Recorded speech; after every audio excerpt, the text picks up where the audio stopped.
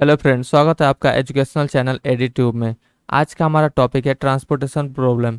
Transportation problem में हम लोग इनिशियल बेसिक फिजिबल सॉल्यूशन जो है ये भाम मेथड से कैसे सॉल्व करेंगे वो सीखने वाले हैं।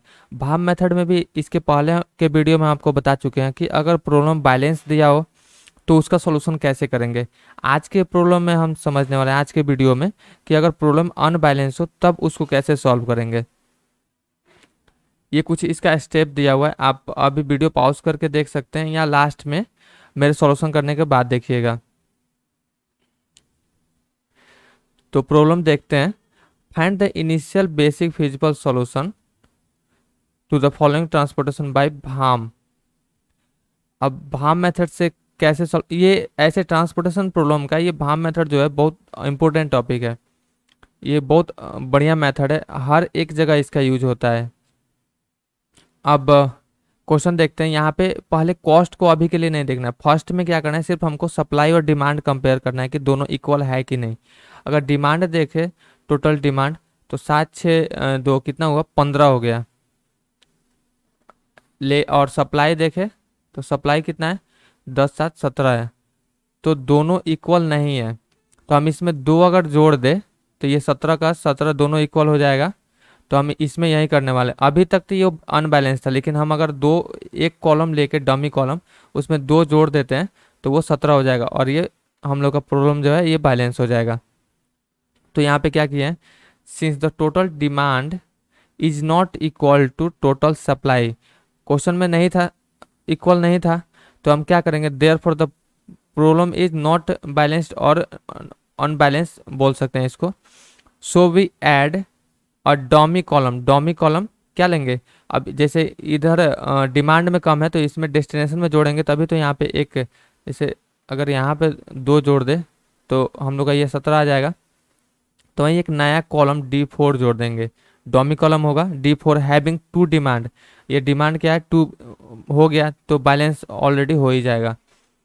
तो आगे देखते हैं।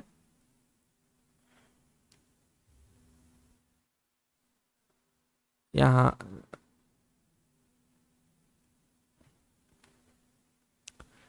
सेम टू सेम यहाँ तक हम क्या किए हैं, जो कॉस्ट था कॉस्ट लिख दिए।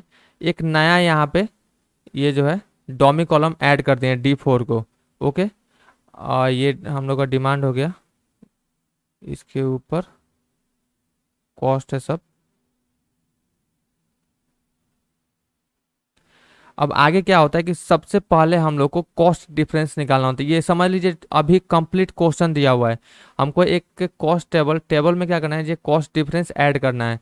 बाकी सब ये अगर ये सप्लाई को लेके यहाँ से अगर आप देखें तो पूरा का पूरा ऊपर जैसे क्वेश्चन था वही है, सिर्फ एक D4 इसमें हम ऐड किए हुए हैं यहाँ पे प्रॉब्लम को बैलेंस करने के लिए, और एक नया कॉस्ट डिफरेंस ऐड किए हैं। ओके, अब कॉस्ट डिफरेंस को सबसे पहले हमको डिटरमाइन करना होता है। तो कॉस्ट डिफरेंस के लिए क्या होता है, जैसे कि ये ओरिजिन 1 है, ये रो मान लीजिए 1 है, R1, इसमें सबसे मिनिमम जो कॉस्ट होता है और उससे जो बड़ा होता है दोनों का डिफरेंस निकालते हैं, वही कॉस्ट डिफरेंस होता है। सबसे छोटा इसमें अगर देखें तो कौन है, 0 है, और उससे जस्ट बड़ा कितना है, 13 है। तो दोनों का डिफरेंस कितना होगा, 13 ही होगा। तो हम यहाँ पे, ये हो गया हम लोग का 13। नेक्स्ट अगर R2 में देखें तो यहाँ पे 0 है और यहाँ पे उससे बड़ा 12 है। ओके, तो दोनों का डिफरेंस हो जाएगा 12। फिर यहाँ भी 0 है और इससे जस्ट बड़ा 12 है, तो ये हो गया हम लोग का 12। देन यहाँ भी 0 है और इससे जस्ट बड़ा 12 ही है। ये क्या हो रहा है, सिर्फ 12 12 आ रहा है। नेक्स्ट अब रो को चेक कर लिए, अब डिमांड को चेक करेंगे। अगर डिमांड में चेक करें तो यहाँ पे सबसे मिनिमम कितना है, 13 है, और उससे जस्ट बड़ा कौन है, 15 है। तो दोनों का डिफरेंस कितना होगा, 2 होगा। तो ये हो गया हम लोग का 2। अब डी क्या बोलते हैं, कॉलम 2 में देखें तो यहाँ पे सबसे छोटा 12 है, उससे बड़ा 13 है, तो डिफरेंस कितना हुआ, 1 हुआ। तो 1। यहाँ पे अगर देखें तो 12 है सबसे छोटा और उसी की इक्वल 12 है, तो ये हो गया। हाँ, अगर दोनों सेम नंबर दिया हुआ ना, अगर यहाँ पे जैसे मिनिमम कितना है, सबसे छोटा नंबर 12 था, लेकिन सेम सेकेंड नंबर 12 भी है, तो हम ये दोनों का डिफरेंस निकालेंगे, ये नहीं कि 12 है इसे बड़ा ही देखेंगे, अगर इक्वल है तो इसका डिफरेंस हो जाएगा 0। यहाँ पे हो गया 0, यहाँ पे 0 0 का 0 ही होगा। अब हम लोग जो कॉस्ट डिफरेंस है इसके रो और कॉलम में कंपेयर करते हैं कि सबसे हाईएस्ट कौन है। तो अगर यहाँ पे देखें तो यहाँ पे 2 1 0 0 है, यहाँ पे 13 12 12 12, सबसे बड़ा कौन है, ये 13 है। ओके, तो 13 के लिए हम एलोकेशन करेंगे। तो 13 के रो में अगर देखें तो यहाँ पे सबसे मिनिमम नंबर, ये जो कॉस्ट है ना, ये कॉस्ट, इसमें हम सबसे मिनिमम नंबर का चूज करेंगे। अब सबसे मिनिमम नंबर यहाँ पे 0 है 13 के रो में, सिर्फ हम 13 के रो में देख रहे हैं क्योंकि जो कॉस्ट डिफरेंस है हाईएस्ट 13 ही है। तो इसके रो में अगर देखें तो 0 क्या है, सबसे मिनिमम नंबर है। अब मिनिमम में हम क्या करते हैं, सप्लाई और डिमांड को देखते हैं कि मिनिमम में मिनिमम, जैसे कि सिर्फ हम कॉस्ट डिफरेंस ही हाईएस्ट देख रहे हैं, बाकी जहां भी देख रहे हैं हम मिनिमम ही देख रहे हैं। तो कॉस्ट डिफरेंस हाईएस्ट देखे 13 है। अब यहाँ पे ये कॉस्ट में देखे मिनिमम कौन है, R1 में मिनिमम कौन था, 0 था। अब इसमें हमको एलोकेशन करना है, ये तो मालूम हो गया। अब कितना एलोकेशन करना है ये देखते हैं, यहाँ पे डिमांड 2 है और सप्लाई कितना है, 3 है। अब कंपेयर करेंगे, जो छोटा रहेगा इसी को यहाँ पे एलोकेट करेंगे। तो यहाँ पे छोटा कितना है, 2 है, तो 2 को एलोकेट करेंगे, ये हो जाएगा हम लोग का 0, ये हो जाएगा हम लोग का 1, जो बचता है वहीं लिख देते हैं।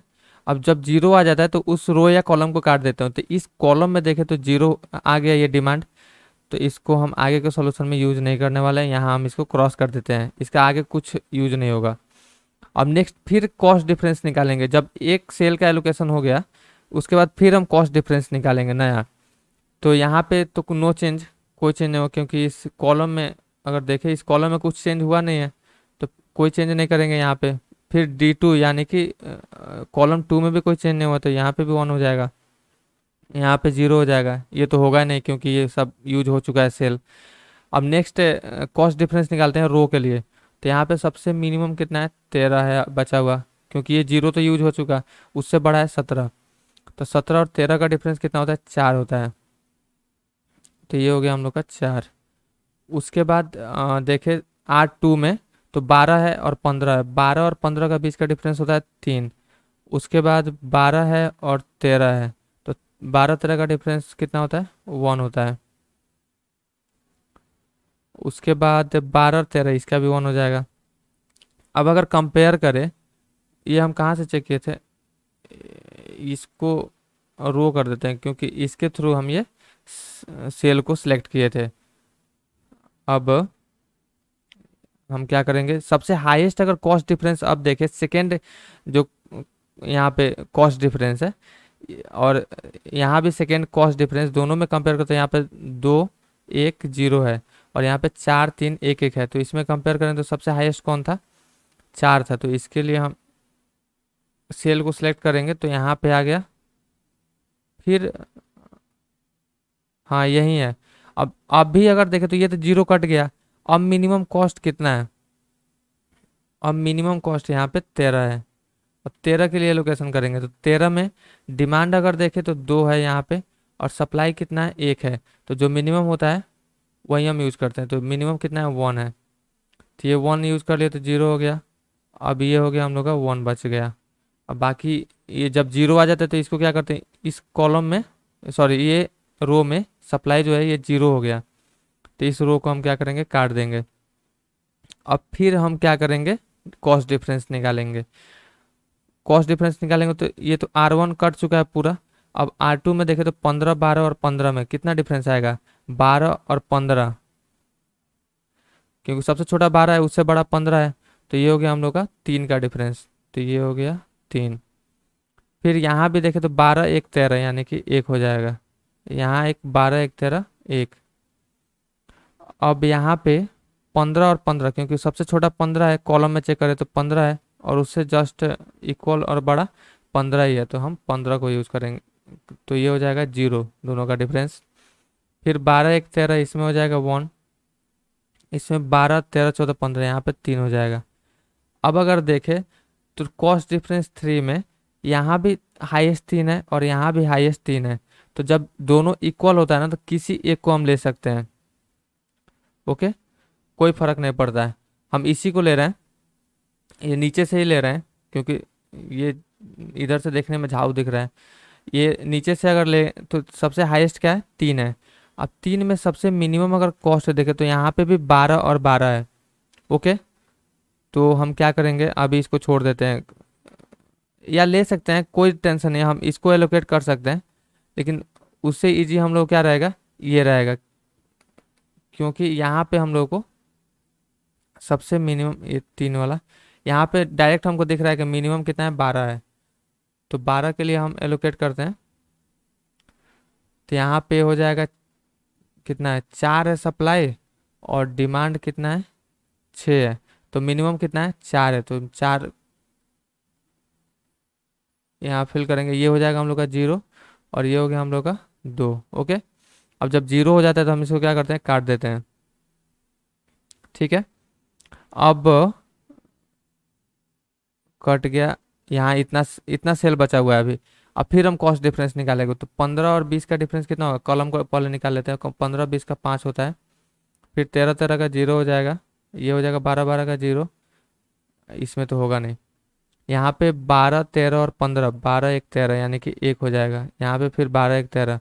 अब यहाँ पे अगर देखें तो हाईएस्ट कितना है, कॉस्ट डिफरेंस 5 है इस कॉलम में देखें, और इस रो में कॉस्ट डिफरेंस के रो और कॉलम को अगर कंपेयर करें तो यहाँ पे 5 क्या है, हाईएस्ट है। तो हम इसको सिलेक्ट करेंगे, अरे कैसे हो गया। अब इसमें सबसे मिनिमम कॉस्ट अगर देखें तो 15 है यहाँ पे। तो इसके लिए हम एलोकेशन करेंगे, ये तो मालूम हो गया, लेकिन कितना करेंगे अब कंपेयर करते हैं सप्लाई और डिमांड से। तो यहाँ पे सप्लाई कितना है, 5 है, और डिमांड 1 है। सप्लाई यहाँ पे 5 है और डिमांड 1 है। तो हम किसको यूज़ करेंगे, जो छोटा रहेगा उसी को, यानी कि 1 को। अब ये 0 हो गया, और ये बच गया हम लोग का 4। ओके, अब 0 हो गया तो ये इसका यूज अब नहीं होगा, क्योंकि ये इस कॉलम में 0 डिमांड आ गया। अब नेक्स्ट इसका एलोकेशन हो गया। अब फिर हम कॉस्ट डिफरेंस निकालेंगे, फिर कॉस्ट डिफरेंस निकालेंगे तो 12 और 13 का ये 1 हो गया। इसका डिफरेंस इसके पहले नहीं निकाले थे क्या, इसका भी 1 होना चाहिए ना। हाँ, 12 1 13, यहाँ पे एक कॉस्ट डिफरेंस भूल गए थे इसके पहले। अभी इसका 12 1 13, इसका भी कॉस्ट डिफरेंस 1 होगा। यहाँ पे अगर देखें, इसलिए हम आपको बोलेंगे कि यहाँ पे आप थोड़ा नीचे जगह छोड़िएगा और साइड में भी, ताकि कॉस्ट डिफरेंस कब बढ़ जाए कोई पता नहीं होता। ये हम लोग का 5 नंबर का कॉस्ट डिफरेंस हो गया। अब यहाँ पे कितना आता है देखते हैं, इसमें तो है नहीं क्योंकि सब यूज हो चुका है सेल। अब 13 13 का 0 आया, और यहाँ पे 12 12 का 0। अब इसमें 1 1 है। अब किसी एक को ले सकते हैं, हम ऊपर वाले को लेते हैं, एक को। अब इसके सेल में देखते हैं तो मिनिमम कितना है, 12 है।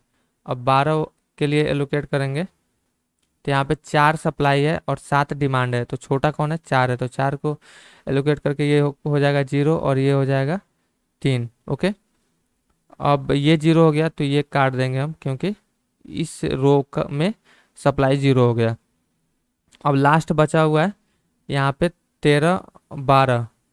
अब इसका तो डिफरेंस निकलेगा नहीं कॉलम में, इसको अब हम घेर देते हैं, मतलब आगे ये कॉस्ट डिफरेंस निकलने वाला है नहीं। ओके, इसका डिफरेंस निकलेगा तो 12 1 13, तो कोई फायदा है नहीं इसका डिफरेंस निकालने का, तो छोड़ देंगे ऐसे। मिनिमम कौन है, सिर्फ दिख रहा है मिनिमम और मैक्सिमम 2 ही नंबर है, तो जो मिनिमम नंबर है इसी के लिए एलोकेशन करेंगे।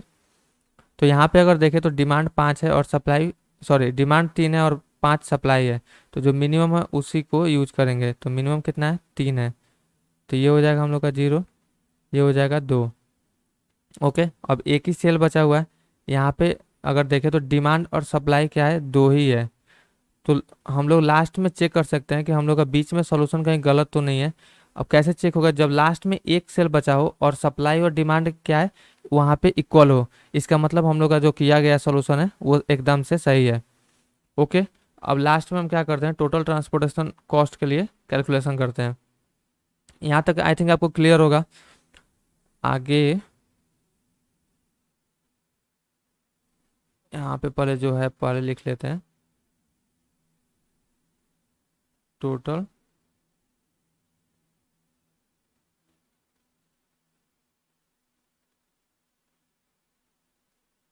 फर्स्ट में क्या है, जो भी ऑक्युपाइड सेल है 13 मल्टीप्लाई बाई 1 प्लस उसके बाद 0 मल्टीप्लाई बाई 2 प्लस और next 12 multiply by 4 plus.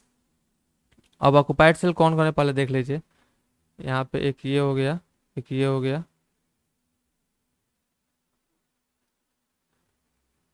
Okay कितना है, 1 2 3 4 5 6 7 है, ठीक 7 है, यानी कि 4 4 8, ठीक है 7 है। हम इसी को यहाँ पे ऐड कर रहे हैं टोटल ट्रांसपोर्टेशन कॉस्ट के लिए। 12 मल्टीप्लाई बाई 4, उसके बाद हो गया 15 मल्टीप्लाई बाई, ये क्या हो गया, 15 multiply by 1 plus 12 multiply by 4 और 13 multiply by 2 plus 12 multiply by 3। Okay कितना है, 1 2 3 4 5 6 7, 13 प्लस 0, ये हो गया 48 प्लस 15, ये 15 के बाद कौन है, ये 48, ये 26 प्लस 36। अब इसको ऐड कर देते हैं, 13 plus 48 plus 15 plus 48 plus 26 plus 36, यह है हम लोग का ₹186।